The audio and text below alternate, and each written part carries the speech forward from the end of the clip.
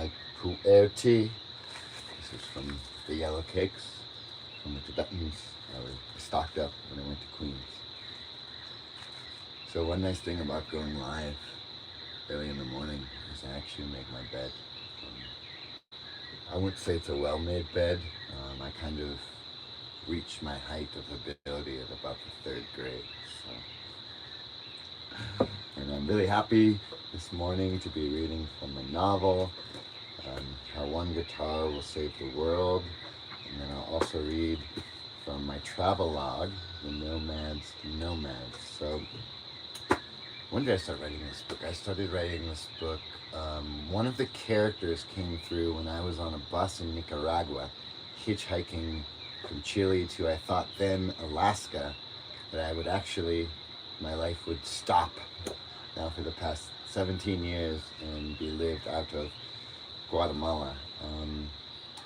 So this day is the 1 year anniversary of my father passing.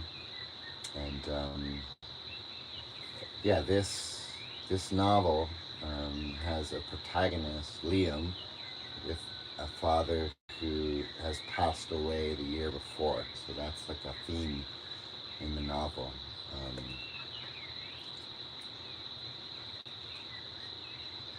Throughout it. So that's been very interesting to... So I started writing this in 2008, developed the character, really spent 4 years on it, 2008 to 2012. I finished it, I thought I finished it, I would actually do a rewrite 8 years later in 2021, but on the dashboard of my brother's car, as we took a 3-month road trip across the US and Canada. Some of the stories in this book take place on that trip, and from my travels all over the world. I stopped counting, but I've been to about 50 countries. So this is also a book that came out in 2014, and I had big plans to tour this book, but I didn't know then that a neck injury was coming from me, which would really reorient my path in a way I'm ultimately grateful for. It led me here. So I'm actually going to read the last chapter, not to the very end. And let me know in the comments if you have this book in your shelf. This was a whole world for me. For 5 years I spent working on it. So I'm really glad it's been out in the world now 4 years.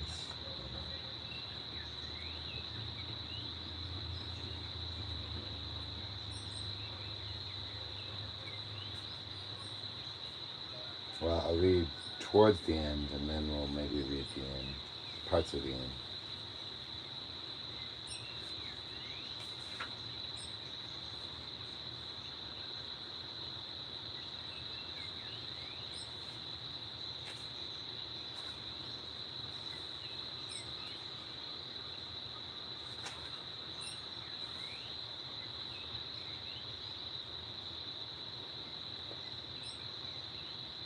This is from page 178. I guess I can't tell you the whole context of the scene. You have to read the novel. And again, if you have this novel, if you have read it, I would love to hear from you.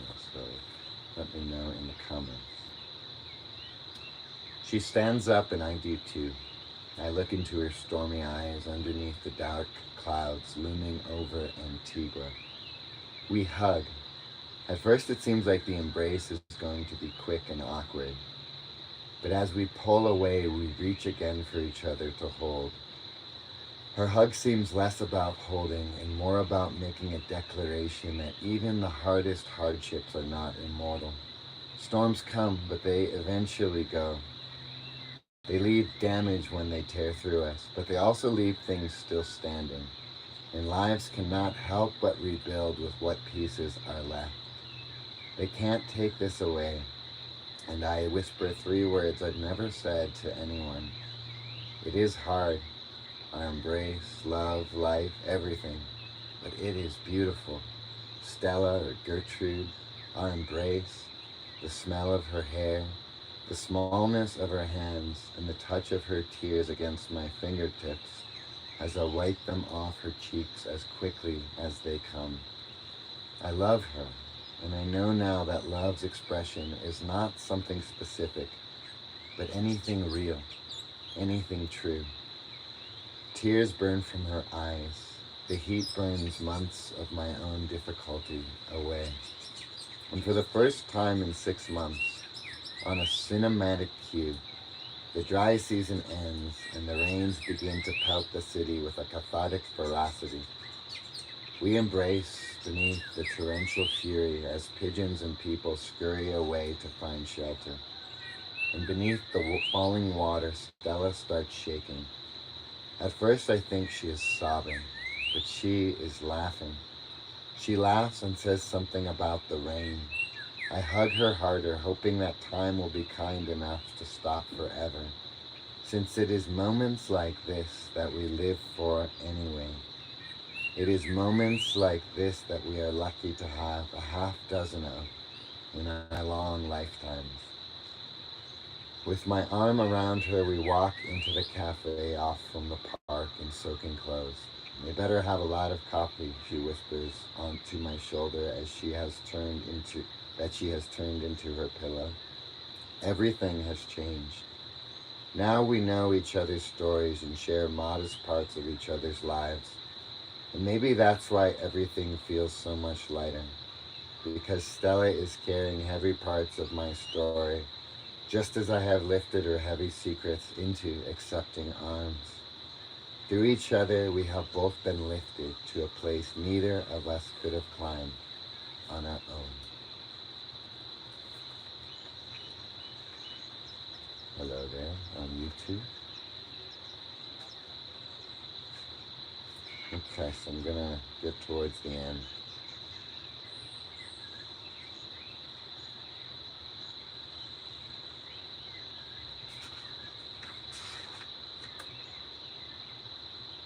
I can't keep him away any longer. I can't help it.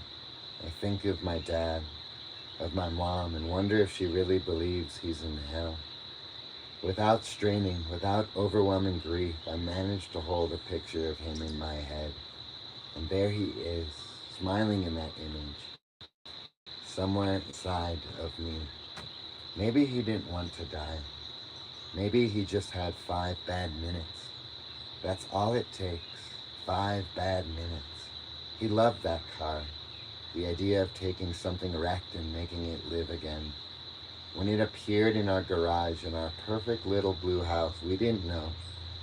We couldn't see what he was crafting as he sanded off the rust to find the car underneath.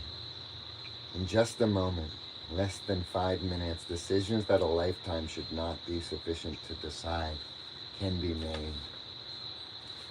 If he had wanted to die, really wanted to die, the TiVo would not have been programmed to record the Ducks game. If he had wanted to die, he would not have left me to find the body he no longer needed. 5 minutes is so short, but long enough to destroy anything in this easy-to-shatter life. It was no one's fault, the therapist told me. You can't blame yourself. Well, it was his fault. There's no denying that, I corrected her, remembering every phone call I didn't return, every cruel word I ever spoke to him, sure that if I had called him or visited more often, it would have never come to this. Instead of focusing on the fact that your father died, see past all that and remember he lived, she said. In just a few minutes, decisions can be made. Beethoven never had more than one moment to do things with 2 hands and 2 broken ears. Hitler had a broken mind and never more than a moment. Remember that he lived, she said. And I did remember. And I do remember. Today I do. He lived for me and Chris and for Mom. He lived for that car and he loved to care for it and us. And he was not just making something real out of something dead, but maybe he was trying to fix something that had broken inside him after Chris didn't come home. It was no one's fault, she said, but she was only repeating things textbooks told her to say, she being so young for a psychiatrist. No, I said to her, I think it was probably his fault. After all, he was the one who closed the garage door, and he was the one who started that car and just sat there until he conceded the point of living to exhaustion. And he had been waiting for 15 years to start that car. He closed the garage door in our little blue house's garage. He started the engine, and all it took was 5 minutes. In 5 really bad minutes, you can do really bad things to others and to yourself. And he was depressed, and at least he only did a bad thing to himself. But I guess he also did a really bad thing to others, because here I am, and there is no one left in my family to talk to Mom. I think about Chris. I hate the term friendly fire they use to describe the official cause of death. We were brothers, but we were also strangers, with our own lives and viewpoints. He had the army, and I was going to college, and I had my life, and he had his life, and we were little pieces of each other's. Stop being inspired was the last thing I remember my dad saying to me. We were talking on the phone. It seemed at the time good fatherly advice for a son who had just finished college and was about to embark on what everyone calls life. In death, they share the same spirit. I don't know how to grieve them separately. Their individual tragedies mount into one vast sea. And out there, under its sad swells, I can always dive deeper and deeper. But no matter how deep I seem to dive, I always come back up for air. I'm forced to see both their faces pass through my mind. I have less to go home to than the little I left behind. Dad believed in that stupid war because he believed in Chris. So after he was killed, there was very little inspiration to go around our little blue house. Mom had her religion, but Dad always just went through the motions of that. All he had was a dead son. So after he retired and finished the car, there must have been nothing left to do. Maybe he could have gotten past those hopeless minutes, but he didn't. Because sometimes I guess it's just too much. Remember that he lived, my therapist said, and not how he died. And I try every day. And today I am succeeding in remembering who he was and not just how he died. It is only after someone has been gone for a while, when instead of seeing what's lost, you start to see what parts are still left. There are still pictures of my unbroken family hanging in the living room of the house I grew up in. There are pictures in my mending mind hanging down alleyways of thoughts that I am still relearning to walk through. Those pictures, those images used to represent something real. What part of that is him? What is a shooting star years after it has fallen? Why is it that the same atmosphere that loves and protects us kisses death to the rocks of space? And my mom is still so alive, but she seems like just a body. Where is the happy woman who raised me? Inside of me, a million previous versions of self have slipped away to make room for me, for better or worse. Maybe in the days to come, when I have stepped aside to make room for new selves, they will have it in them to be inspired. My brother was in the wrong place at the wrong time, and my dad was maybe the meager victim of that too. The victim of 5 uninspiring, but I guess forgivable minutes. I'll stop there. I don't want to ruin parts of the plot. So this is from my novel, How One Guitar Will Save the World. Please check it out if you don't already have it. I believe there's a link on your screen, and I'm really kind of in awe when I read those words. Having not lost someone close to me, the way I captured it now that I have. And I'm really in awe that I started writing this book at the age of 22. And I'm really glad I'm still on this path of an indie author. I had my day of sending this to publishers, and I didn't get published there. But I'm really glad for the support, as now an indie author who fully embraces that we don't need the middleman, that we can connect with readers who value our work directly in this way. So thanks for being here, if you're catching a replay or if you're here on the live. Yeah, a lot of, I think, creators are not going live as much anymore because Facebook did this kind of tricky thing. They invited us all to join a new monetization program, which basically means that I used to earn something from these live videos, a little bit, maybe a few $100s a month, but all that's essentially gone away. But I haven't gone away because I've never been fueled by that. So I'm happy to still be here with you, even though these videos now get deleted after 30 days. So it's interesting because Facebook still sometimes, I think, shows ads on here. So I guess they just decided to keep all the ad revenue and no longer give it to creators. But easy come, easy go, those things. So now I will read from my book, The Nomad's Nomad, a collection of travel stories. It should be popping up on your screen if you're watching on Facebook. If you're watching on YouTube, it's in the description. And I'll read the last, well, it's not the last story, it's the penultimate, I love that word, story, which deals with my grandma. Maybe I'll do a video later, a little bit more about her. Cuba, bringing her home. In my travelogue, The Nomad's Nomad. It's not always easy to know where a story begins.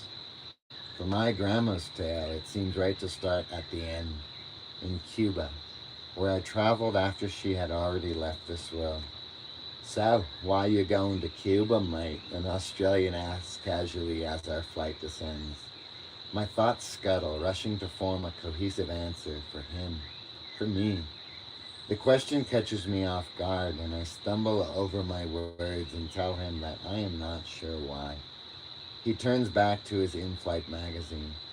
I look out the airplane porthole at the green Caribbean below, where Cuba blooms distantly on the horizon.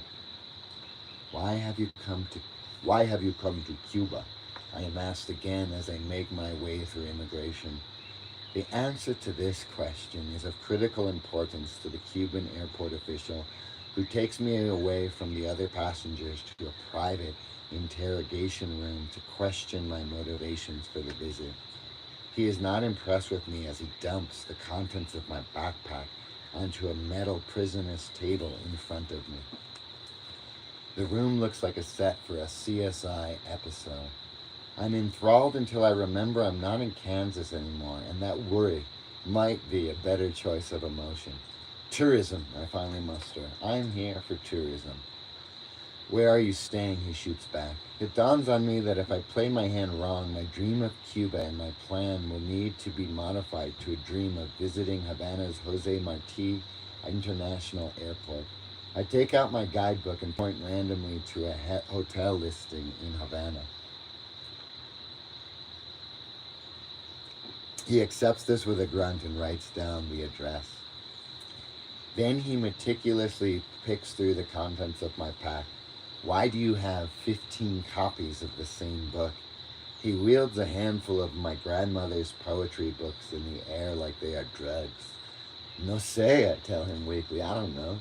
This is the wrong answer, but the truth is so complicated. I search for any plausible reason. Finally, I marshal an unconvincing one. They are gifts I bought in Mexico to bring to Guatemala, where I live. He is skeptical and begins flipping through one of the thin tomes, making a careful study of its contents. I hope he has nothing against free verse.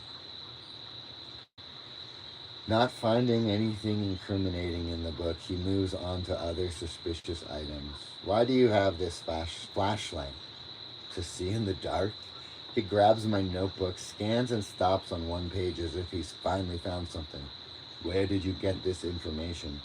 He flings me the notebook and points to the page. Scribbled on it is an incomplete timeline of significant historical dates. Bay of Pigs invasion, 1961. Cuban Missile Crisis, 1963. Che Guevara is killed by CIA in Bolivia, 1967, etc. A town. It's from the internet. Whose internet? He puffs up his chest in a way that implies physical violence is inevitable. The world's internet, sir. You know there are other perspectives out there other than yours. Yes, I tell him, unaware of any disagreement about what year the Bay of Pigs invasion took place. He sets the notebook down and smashes my passport, leaving me alone in the room.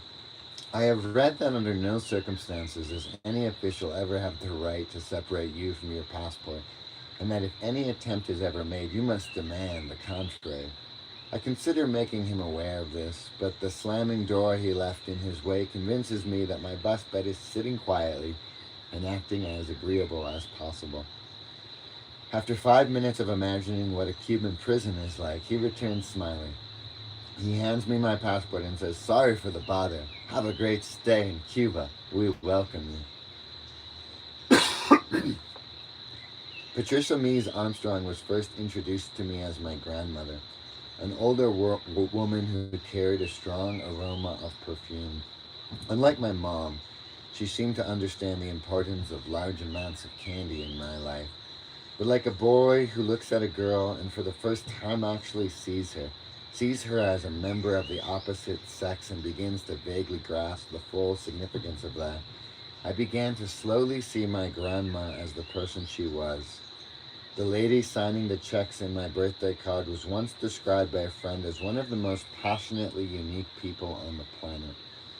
For most of her life, Grandma worked as a teacher. Her influence on her students lasted beyond the classroom. In 1967, she had her sixth graders sign a pact. They agreed that on January 1st, 2000, they would hold a reunion in front of the Eugene Hotel in Eugene, Oregon. 33 years later, her students resurfaced from across the country and met my grandma there to fulfill the pact they had signed in their youth. Bob Welsh, a writer for the local newspaper, wrote about the reunion and afterwards became a close friend of hers. "I've never known anyone like her," he wrote. "So full of life, so dogged by death. She could, in a single email, lift my spirits with praise for something I'd written and pound them into ground with details about her failing health." My grandma was a poet and writer, a daughter who still carried a grudge against a cruel mother, and a woman who tried to be the best mother she could to my dad and two brothers.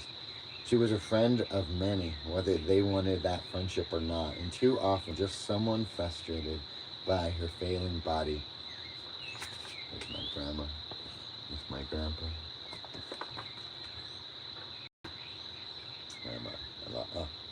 She was an interesting woman, but not an easy woman.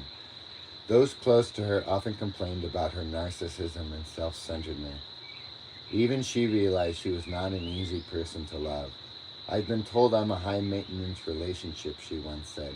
"I ain't everybody's cuppa, you know. Lots of people find me a huge pain in the shyster." It was true. On a bad day, my grandma was a narcissistic, envelope-pushing, mind-game-playing, ornery war of a woman to be contended with. She was not a woman you wanted to misuse a semicolon around because she'd let you know if you did. My grandma drove a tough bargain with life, and she had her reasons. Life had dealt her a few emotionally damaging hands early on, and all things considered, she managed to come out okay. She managed to be a good mother to my dad and his brothers. Beneath a hard exterior was a woman filled with love, longing, and lyrics. On my 13th birthday, she gave me a copy of Hemingway's The Old Man in the Sea. Accustomed to Disney endings, I thought it would have been better if Sandra's fish had not been lost to sharks. But sharks aside, the book affected me in a wild way. It sparked my passion for literature and Cuba, two fires still burning today. When I thanked my grandma over the phone for the book, we ended up having an hour-long conversation about the political realities of Cuba. I remember blushing with pride when I hung up the phone. I was just then taking my first steps into adulthood, and it was riveting to hear my grandma speak to me as she would appear. Her relationships with her daughters in laws were always strained. She was territorial and could not bear sharing her son's affection with others. Having been left to feel unloved by her own parents, she saw her son's wives as competition for their affections, and she needed their love too much to share it without some resentment.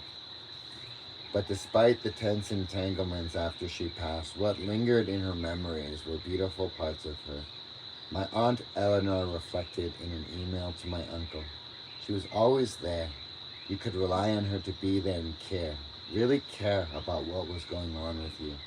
Her opinions may have been too strong, all that is a given, but how great it is to have someone in your life like that. She loved to learn. Her intellectual hunger was one of my favorite things about her. She asked people a lot of questions. She was eager to know. Her grasp of details, facts, information about your shared lives was amazing. She was so damn smart. She really loved the people, and she loved and loved them hard. She expected a lot of them, but she loved them like hell. You will always have her love with you, even though she's gone.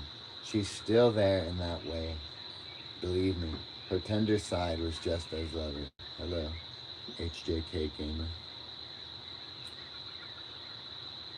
Her tender side still lives on today, because that's the part I find in her poetry. The verses she penned contrasted with her often hard outer shell and showed a woman who desperately needed to love and be loved. Yeah, I've come, since writing this article, to much more understanding of narcissistic personality disorder, and through that understanding, it's much easier to love. I didn't get the brunt of my grandma's narcissism, but it was there, and I think you can, I find the scars of that on my dad's psyche, and he did really well with those scars. And yeah, that's not something we choose. Narcissism, it develops in early childhood development, and they suffer greatly from the condition, and they live on a very shallow level. Narcissists, they don't let you into their core, which is why I was really devastated to learn that my dad had fulfilled my grandmother's wishes to destroy her journals, but 40 pages did survive. I found in a box in the basement before my mom's great purge, where a lot of the things I wish she hadn't thrown away of my dad's are also purged. But I wish she would have known how to bring the vulnerability I found in those 40 pages from 1983 into her poetry.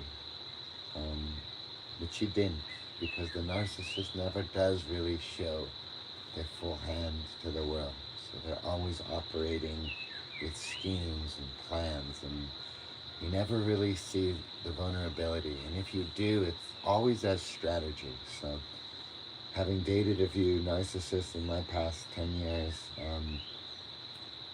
I appreciate my grandma more and learning more about that condition, and really feel she was if it's such a thing, an outstanding narcissist. She really was able to bring out the best from a difficult psychology developed in early childhood development. Her grandmother, my great-grandma, was always quick to tell her that she was unwanted, that they had wanted a boy. So my grandma lived with those scars in her life. And, I think, I'm on a little side road here, but I think narcissists in their life, they cause, so much misery because they are always operating with these schemes and plans. But if you have had narcissists in your life, if you have them, she was always very kind to me, in a way, but she was always very unkind to my older brother. And my dad and uncles would recount that, one of them was always in the barrel. Two of them were always like perfect, could do no wrong, and one of them was always doing the wrongest things. And they started to notice as adults this cycle, so they would talk to each other and be like, who's in the barrel this month? Meaning who was all bad and out of contact with them. So remember that. even though they cause a lot of misery in the world, it's not their fault. Um, they live with that misery. So the best thing you can do, if you're not married to one, is create that distance and remember that what they're capable of and what they're not capable of. The verses she penned contrasted her often hard outer shell and showed a woman who desperately needed to love and be loved. Many of the poems deal with death. She lived for over a decade with doctors never giving her more than 6 months to live. In one of her books she wrote, I decompose in air and think I hear seductive smells. Breathe them through my ears. He says we should prepare for what the survivor will do when one of us is gone. He will be the first to go, he says, and cites the mounting evidence in fat medical records. So he asks again, what will I do when he's gone? He expects me to joke. It's my way of handling pain. It's all I really have in common with Reagan, I tell him. To humor us both, I say, oh, I'll go back to Crete and walk my numbed feet on the beach stones. I learned from my grandparents' relationship what unconditional love really looks like and why it's so worth searching for and holding on to when we find it. When cancer took my grandma's left breast and hair, when diabetes caused her to gain weight, my grandpa still believed her to be the most beautiful woman in the world and told her every day. She was brave the way she held on to life and tried not to let her debilitating diseases limit her. She saw herself as a free spirit, bravely traveling the world with her doting husband. She saw herself walking beaches in Greece, watching the sun set across a burning horizon. She saw herself swimming in the Caribbean. She saw herself drinking beers with colorful locals in dimly lit Irish taverns. But for the last decade of her life, her cancers held her captive and prevented her from doing any of these things. This is why so much of her poetry is about loss. By the time I arrive in Havana, my delay at the airport has taken most of the daylight with it. In just a few minutes, the sun will escape behind the city's 17th century architecture. The blazing sky and picturesque backdrop are stunning. I want to pause forever to absorb the moment in such a way that it can become a part of me.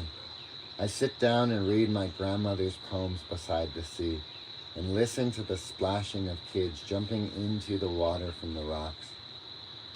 I rent a room from a friendly Cuban named Frank, and he asks me the recurring question, why have you come to Cuba?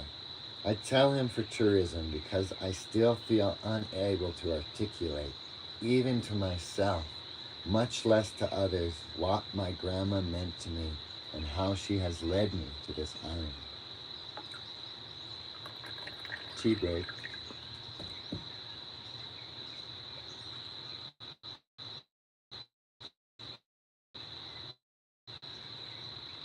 Good morning, Peggy. Most of my life, my grandma and I live states or countries apart, but we keep in touch through email. Connected through a modem, we would conspire about hopes and dreams. Neither her age nor her failing health ever stopped her from dreaming and reaching. Sometimes we would talk about Cuba and Hemingway. She told me about how she had always wanted to go there and walk the Hemingway haunts of Havana. Even after she was far too sick for it to be a reality, we would plan a trip to Cuba over the phone, both pretending to believe in the possibility of it. Once, when reality trumped our fantasy, she wrote to me to say, I fear my traveling days are now limited to the Starbucks on the corner loop, but if you ever make it to Cuba, and I imagine you will, promise me you'll have a rum and coke for me. I told her I would have 7. Alright, just filling up my tea. Be one of the longer, I think it's the longest story in the book, but one of my favorite things I've ever written. So. Though throughout our relationship she had sent me scores of her poems to read, self-consciousness has always prevented me from sharing my poetry with others. I only ever sent her a single poem. I sent it to her 4 months before she died.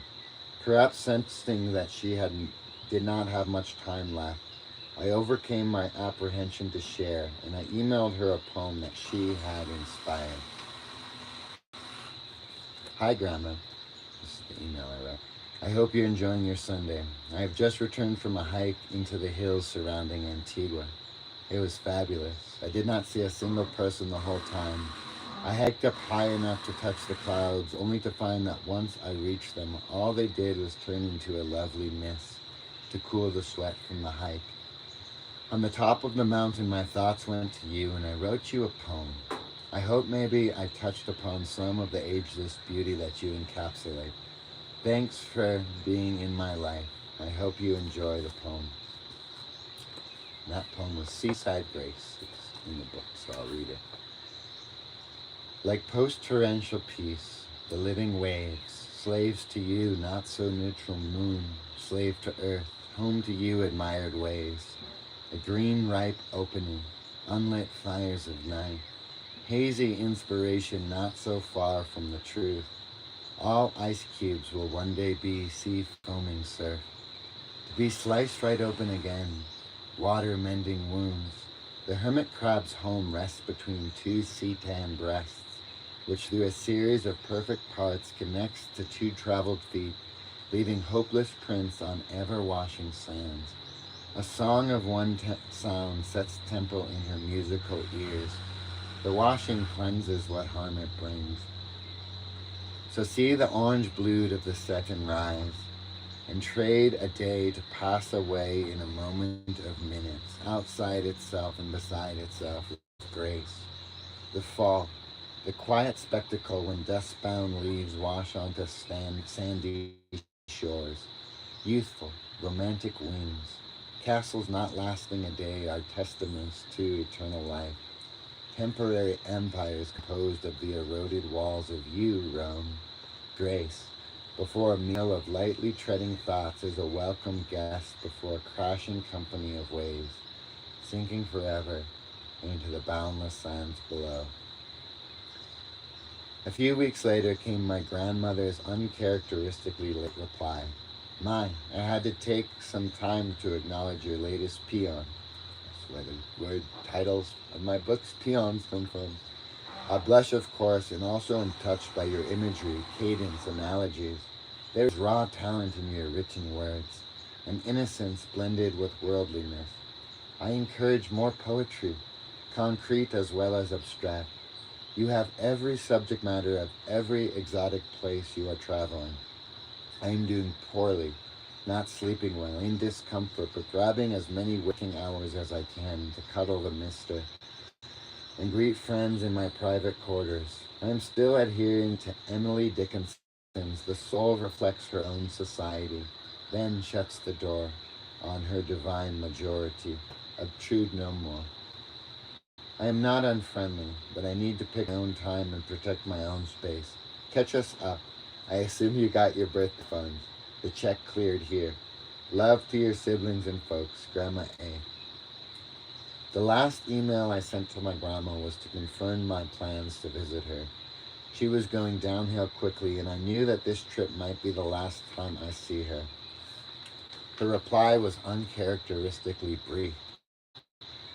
I am very ill, as you know, facing among other problems a spinal tap later this week to determine the extent of cancer cells in my right temporal lobe.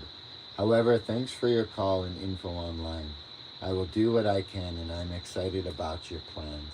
Much love, Grandma A. I never got to say that goodbye. In the book my grandma gave me on my 13th birthday, Hemingway asked, "Why did they make the birds so delicate and so fine as those sea swallows when the ocean can be so cruel?" I boarded the right plane, but before it arrived, my grandmother departed for a sea vaster than Hemingway's. My plane landed in time for her funeral. I would miss her, and was reminded just how fleeting everything always is. Every morning, when he convinces his tired eyes to open, my grandpa reads the letter my grandma left him. It is a weathered piece of paper that feels like cloth from the many mornings he has taken it from a tattered envelope. I was really grateful that this book came out a month before my grandpa died, and I read him this story. He was moved to tears. Often when people visit, he gives it to them to read. He wants the world to understand just how special the love between he and his wife was. Dear Rich, we have had much more time than I ever thought. We have overcome the odds over and over again, and I try to understand why God has given us all this time. Seen our family grow and grow and had many bumps in the road. We've been foolish with money, somehow still not for the money. He needed that distraction. He felt that through the book he was doing what he had always done. Worked hard to see her dreams fulfilled. Those books kept her alive to him. I am walking through old Havana, while children run about kicking soccer balls. Old men sit smoking cigars in plastic chairs. Women are laughing and lovers conspiring. Cars from a bygone era cough noisily down the street. In this Caribbean air, life is bright and easy. My backpack is heavy under the hot sun. Soon it will be lightened. I pass by the historical sites drawing in tourists, in search of bookshops. I set out today to do what amounts to the opposite of shoplifting. My backpack is filled with copies of my grandma's book, A Life on Paper, Poems of Survival. The first bookshop I find is a small room filled with the smell of dilapidated books strewn about the shelves. The store owner greets me warmly. I get the impression his modest store does not get much traffic. He's surrounded by weathered books from a bygone era. I wait for him to glance away, and then I slip one of my grandmother's books onto the shelf. I've written inside each, "To Cuba with love," and Patricia Mies Armstrong, her loving grandson. Thank you, Grandma, for giving me the gift of Cuba. This is the only goodbye I know how to say to her, but it hardly feels like a farewell. No one is here with me, but I do not feel alone. I feel a secret joy when I imagine what will become of each paperback as it floats freely around the island. Her poetry, the most palpable part of her, has made the journey to Cuba. When I slip the last book onto the shelf of another rundown bookstore, I walk out to Havana's harbor and look out at the blinding leaders of the Caribbean. I close my eyes and imagine my grandma as I never knew, a young woman who took her family across the globe, the woman who fell in love with my grandpa. I picture her on a beach in Greece, arm in arm with my grandpa, conspiring about their future. I imagine that she has found peace somewhere and feels some part of her here with me today. Hemingway once said, "There isn't any symbolism. The sea is the sea, the old man is an old man, the boy is the boy, and the fish is a fish. The sharks are all sharks, no better or worse. All the symbolism that people see is shit." But I think Hemingway was wrong about that, because here in Cuba, I see symbolism in everything. I hear it in the music of the Caribbean's waves and smell it in the perfume of the salted breezes. It's never easy to say goodbye to someone you love. But today, my grandma seems as alive as ever. She left too much of herself with me.